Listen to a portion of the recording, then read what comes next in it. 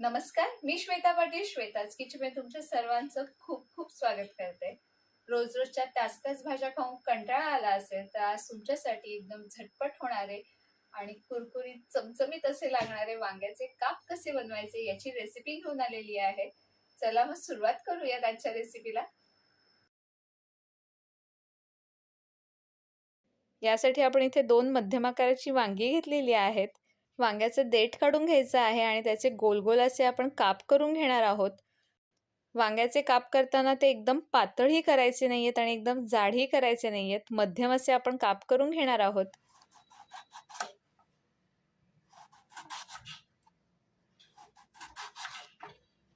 वांगी आपण स्वच्छ धुवून घेतली होती, त्यानंतर मी त्याचे काप केलेले आहेत.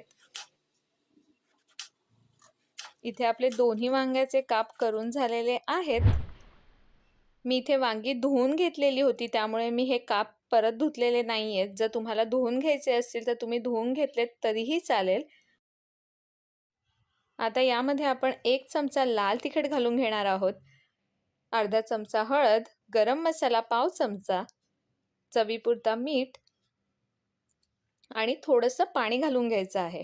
कारण की इथे मी वांगी आधी धुतलेली होती. आता वांग्याचे काप एकदम ड्राय आहेत, त्यासाठी मी इथे थोडंसं पाणी ॲड करून घेतलेलं आहे, जेणेकरून हा मसाला सर्व वांग्याच्या कापाला व्यवस्थित लागेल. जर तुम्ही वांगी धुवून घेतलीत तर तुम्ही वरून पाणी घेऊ नका, कारण की वांगी ऑलरेडी ओली असणार आहेत. त्यामुळे सर्व मसाले कापला व्यवस्थित असे लागतील, चांगलं असं मॅरिनेशन होतं. आता मी पुन्हा एकदा थोडंसं पाणी घालून ही व्यवस्थित अशी मिक्स करून घेते आहे. आता तुम्ही पाहू शकता आपला मसाला मस्त असा वांग्यांना लागलेला आहे. व्यवस्थित अशी वांगी मॅरिनेशन झालेली आहेत. आता आपण ही वांगी 5 ते 7 मिनिटासाठी बाजूला मुरत ठेवणार आहोत. तोपर्यंत आपण त्याच्यावरचं कोटिंग तयार करणार आहोत. यासाठी आपण पाव कप रवा घेतलेला आहे. यामध्ये पाव कप तांदळाचं पीठ, 1 चमचा मैदा, चवीपुरता थोडंसं मीठ घालून घ्यायचं आहे. शिवाय थोडंसं आपण लाल तिखट देखील घालणार आहोत चवीसाठी. आता हे सर्व जिन्नस एकजीव करून घ्यायचे आहेत. यामध्ये मी 1 चमचा मैदा याकरता वापरला आहे, जेणेकरून आपण जेव्हा वांग्याच्या कापाला कोट करतो तर तो रवा तव्यामध्ये गळून पडतो. बऱ्याच वेळा तो रवा प्रॉपर असा वांग्याच्या कापला चिकटून राहत नाही. अशा वेळेस जर तुम्ही मैदा घेतलात तर तो छान असा कोट करून राहतो. आता आपण इथे एक एक काप जे आपण मॅरिनेशन करून ठेवले होते त्यांना अशा पद्धतीने रवा लावून घ्यायचा आहे.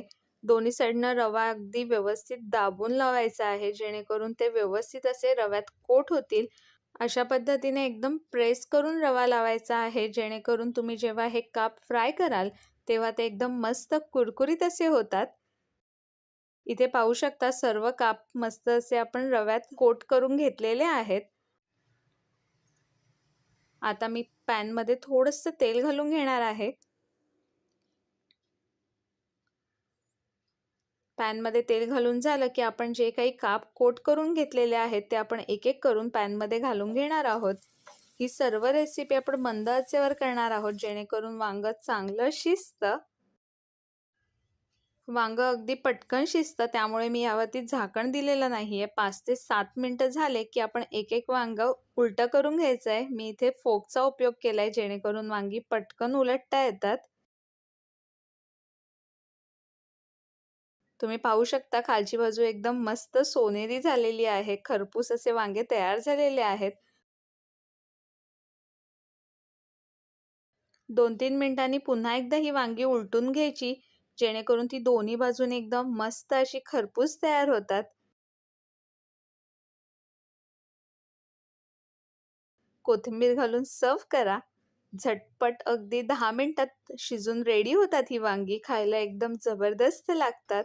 कशी वाटली आजच्या वांग्याची कापची रेसिपी नक्की कमेंट करून सांगा. तसेच चॅनलवरती नवीन असाल तर चॅनलला पटकन सबस्क्राईब करा आणि बेल आयकॉनवरती क्लिक करा, जेणेकरून माझ्या अशाच नवनवीन रेसिपीज तुम्हाला पाहायला भेटतील.